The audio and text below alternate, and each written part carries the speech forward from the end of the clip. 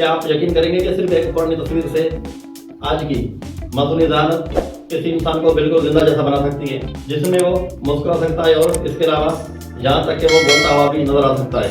Internet पर आपने तकरीबन ऐसी वीडियोस बहुत देखी होंगी जिसमें पुरानी तस्वीरें अचानक जिंदा हो जाती हैं। तो सवाल ये पैदा होता है कि आखिर ये जादू है या साइंस। तो आज की वीडियो में हम सादा अंदाज में समझेंगे कि आखिर ये मामला है क्या, और इसके अलावा AI से हम पुरानी तस्वीर को जिंदा कैसे कर सकते हैं।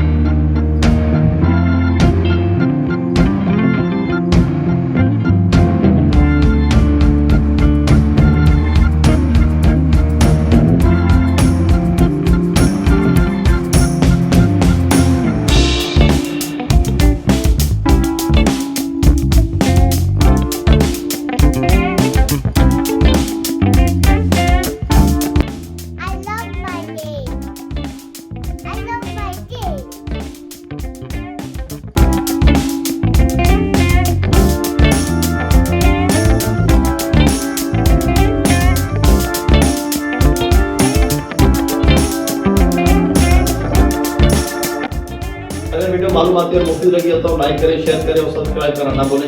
मिलते हैं अगली वीडियो में नए टॉपिक के साथ। तब तक के लिए खुदा हाफिज़।